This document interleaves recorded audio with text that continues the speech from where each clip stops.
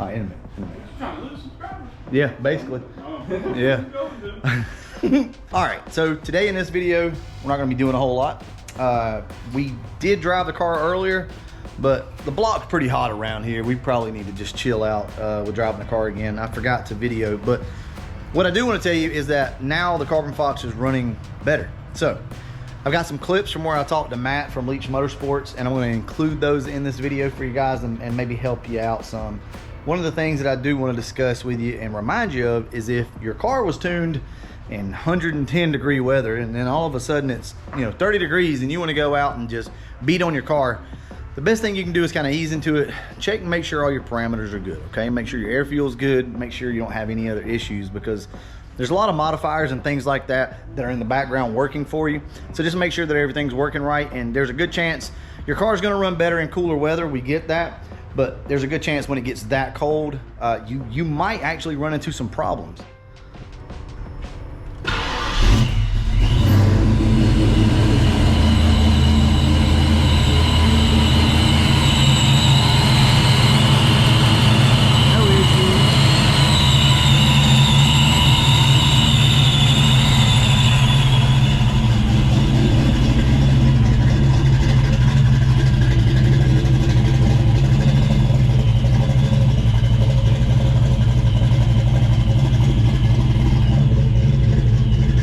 Back in action, guys. Air fuel's good. We did lose a little vacuum with this new cam. With the N51, guys, we were somewhere around 10 to 12 inches of vacuum, and now we've lost quite a bit. That's something that you might want to take note of. This car didn't have the best brakes to start with, so going to that cam definitely hurt them. Let's say the car's under load and it's making some vacuum. Believe it or not, the brakes work great. Outside of that, not so good. You got to stand on them. So last time, it was supposed to be Andrew's reaction of the car last time, right? But it didn't run the best. So this time, what'd you think? It worked a lot better. That bit was strong this time. So it's a lot. It felt a lot better. Yeah. So it still spins in first, but second it started to like haze them and then start to move a little bit. And I was talking to Matt today, and one of the things that we want to try to do is creep up on the timing because the car doesn't have a lot, and make a couple of changes. But I'm very happy with the car. It's right back like it was. It's just weird that anomaly in the cold weather kind of threw me off. For it to not have a lot of timing though, it never really dies off. You never lose that. Yeah. That kind of gut punch it gives you on the hit. You never lose it. Yeah, I don't think that we're going to gain 50 horsepower by increasing the timing a little bit. But I think we're just going to go up probably a number or so, something like that, and then see. I know in the mid-range he wants to. But anyway, I've got a conversation between me and him that I'll include. One other thing, this time of year, I don't get out and turn a lot of wrenches. I don't know if you guys have noticed this or not, but this is my downtime of year, so we're going to talk a lot. We're going to do some live streams, and I'm just not going to be turning as many wrenches, guys. It's been a long year, and I really just kind of need a break. But we will take these cars out, drive them, and we will be working on 65 a little bit more. But if there's anything that you'd like to see me do, something that's not too involving, go ahead, put it down in the comment section right now, and I'll look at it. It might be something I can get Andrew to do for us. Is it on Facebook Marketplace? You guys have seen Mike Berger, right? The guy with the green notchback. Well, this is his son. I don't know if you can tell. They kind of look alike. But hey, if you don't mind, come out and start this thing up. So I want you guys to hear this thing. Andrew said he's skinning him up on the damn Toyota over here. No, I don't know about that. It's just something that you don't see every day.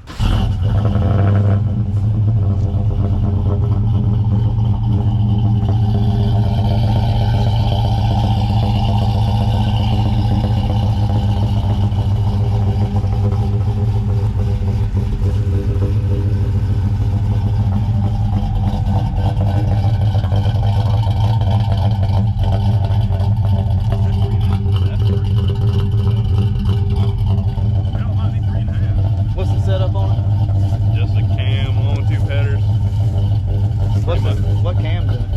It's a custom grind cam from Gen 3 Performance. Custom grind? So you couldn't get an off-the-shelf freaking cam like everybody else. This dude had to get a custom ground cam to go in his damn Chevrolet over here. But it sounds really good. Yeah, it's a low lift stage 2 cam. Yeah. Does it run any better though? Oh yeah. It does? Yeah, it runs a lot better. Well, I guess that's the benefits of having a damn custom ground cam, is that it will probably run a little better rather than just slapping something in it for the sound. So I'll commend him on that. You got any other plans for it? Turbo? Pro Charger. Pro Charger. Nice.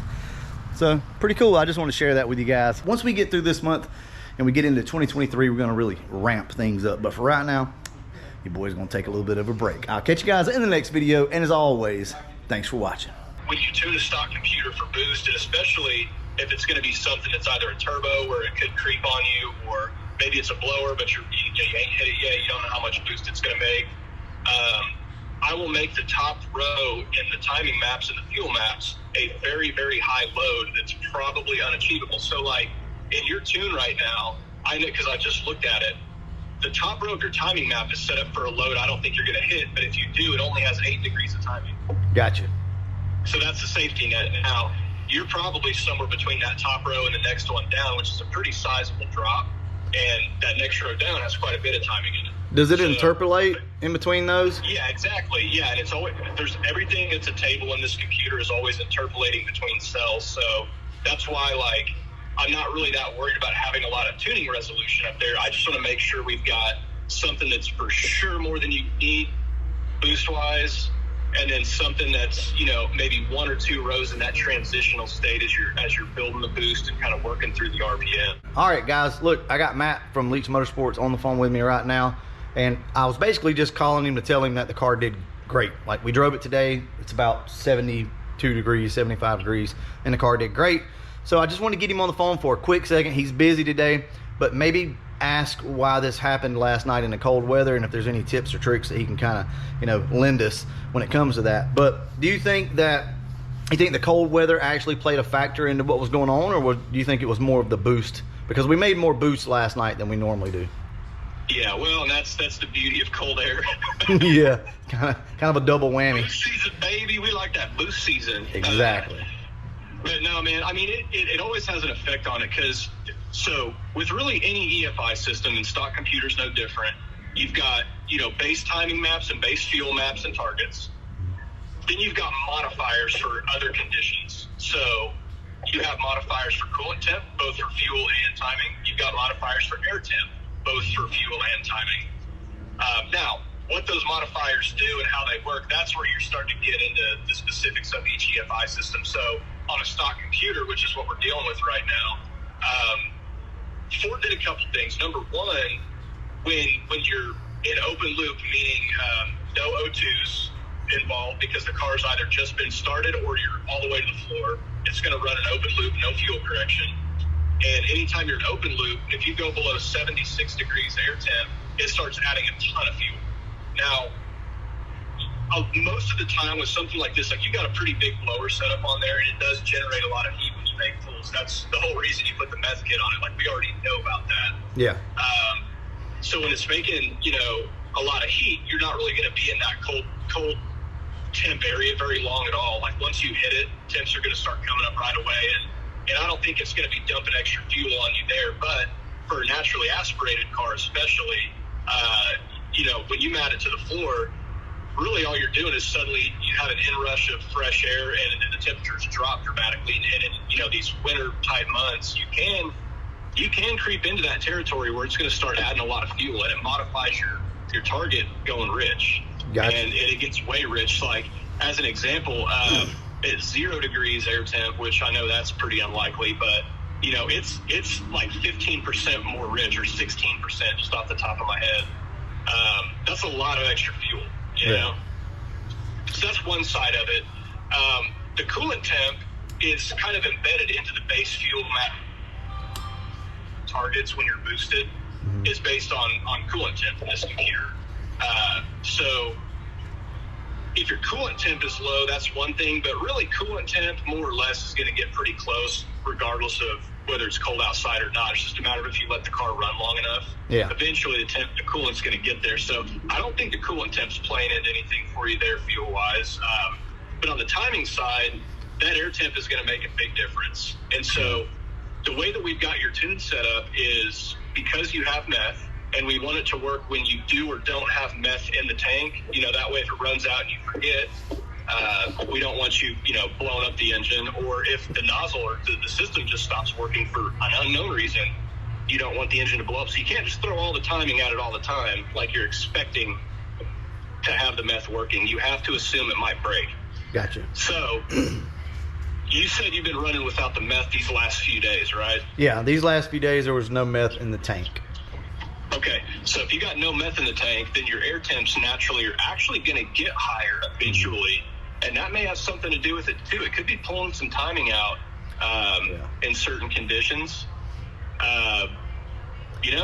There's a lot of possibilities. I really just have to look at a log. Yeah, and I've not seen him the log. Well, we didn't actually take a log when me and Andrew drove the car. But one of the things, I guess, why I want to have this conversation is weather plays an important role. And I've noticed this before, now most tuners will give you, there again, I guess you could say some type of safety net. But if you're tuning and it's 110 degrees that day, and then, next time you get out in the wintertime and it's 30 degrees and you're out beating on the car, expect to see a difference and pay attention to it. If you have data log capabilities, make sure that you do that. But I just want to let you guys know that the weather really was the factor, and I think the belt tension as well. Because last night or the night before we made like 15 pounds of boost, and we had not been making that. We'd only been making around 10 to 12 pounds. But that 15 pounds with the really cold air, it caused a little bit of mayhem with the car. But it seems to be kind of normal. Like this log that I'm going to send him will help him be able to tune for this, but we've not been able to because it's been hot here. I don't think, what's the coldest day you've probably tuned on my car? It's probably been in the maybe high 60s, something like that. So it's not. Most of what we did was kind of still like summertime and like real early fall. So it was pretty hot back then. Yeah, so maybe in the high 60s and whatnot. But I guess the other thing is the modifiers, like he was talking about. When we get this rush of cold air, the computer does something about it. It's got a job to do, and that's probably what we were seeing, a combination of everything. But I think probably the belt tension and actually getting that sorted out so that it's hitting this higher boost level, I almost suspect that has more to do with it with anything else, because the way I set up your tune to begin with, just with the base timing map, is I scaled the load, which is essentially, you can kind of think of it as how much air is coming to the engine. I know that's not exactly what it means, but it kind of is in this context. I make sure that top load on your timing map is a load that you should never ever see. That way, if suddenly it makes 18 or 20 pounds tomorrow, we don't go, oh crap, it had too much timing and we weren't able to do anything about it. So your map, that top row, it's for more boost than you're making right now, but that top row only has 8 degrees of timing in it. So I bet you by making that extra 2, 3, 4 pounds of boost than normal, you're just getting higher up into that load row, and it's pulling so much timing that we had in there all along as a safety net, but the safety net might have been a little too much. That's true. In its space, and that's kind of normal too. And when it feels just really like that, that's kind of a good indicator that you need to just sneak up on the timing and see if it starts to smooth back out and start to feel a little bit more normal again. Yeah, and it was, blowing the tires off, and then I couldn't shift the car fast enough. That's the other thing, this car does not have a manual valve body in it, so when it blows the tires off, you have to shift it almost immediately because there is still somewhat of a delay. And it just, when we drove the car, it was just the perfect storm, I guess, if you will. The car would not hook. We were in way colder temperatures than normal. We were making more boost. So I just wanted to share this with you guys because, look, we all go through this, okay? It's perfectly normal. And I wanted to let you know also that there's nothing wrong with the car. So I was a little concerned, I'm not gonna lie. I'm like, why is it running? Because it just had no power when it got up into the higher, RPMs, making boost. But now we kind of know why. We were probably losing a little bit of timing. I put my money on it that says it pulled timing because you're making more boost, and it's just something we haven't really seen, Yep. And I bet you we start to open up that top row a little bit. But, we're going to do a little, I'm real paranoid on stuff like this because you already know you're using that poor engine way hard. Yeah. So I'm not going to go in there and try to add 2 or 3 degrees and see what happens, but I'd be cool to add, half a degree or a full degree at a time, especially like this, because we haven't really ever tried to turn up the timing on this car. That's true. We never got that far. So early on, if you start super conservative, those early revisions, you might go up a full degree. Certain cases, maybe even more, although we're not going to do that on this one. But then once you've done that a couple times and say, okay, it's still pulling clean, still feels good, and it's not pinging, whatever, eventually you got to slow that down and start doing like half degree changes or quarter degree changes. I mean, little tiny changes. Because the degree of timing when you're on the ragged edge on a boost combo, that last degree is what's going to bury it and pop a gasket. Yeah. You know, we don't want those problems. I promise you, if I look at your log and I see 10 degrees timing, that's your issue. Yeah. Like, yeah. That's it, you know. Okay. And I mean, even with the boost, I'm being paranoid and all that because we're octane limited, but at the same time, like, yeah, it probably just needs more, man. Yeah, we hit it today, and there again, it's not, you know, not going to be a good representation of what we did before, but it's like, it's in the 70s, I don't know, today. And we only hit it in first, went through second. The car ran great, like wonderful today. I wasn't able to look at the boost gauge or anything, but yeah, I think whatever we had going on today is really working. So either way. I just realized the stock computer community needs for quarter horse stuff. What's that? Wouldn't it be nice if there was a way, and this literally doesn't exist, I'm just saying this, but man, if there was like an onboard like data logger with an SD card, yeah, or something you could just plug into whenever, but like you just had a button you could push anytime you want without having the laptop in the car, and it would data log for you and record to that, that'd be kind of nice. That'd be kind of cool. I don't know, maybe you should make that happen. I'll talk to Danny, man, yeah, because if he's looking at, you know, the future of stock computer tuning and looking into making a new device so we can keep doing this stuff, that'd be pretty cool, man. That would be cool. Well, I'll leave that in the video, and we'll kind of ask the people what they think about something like that.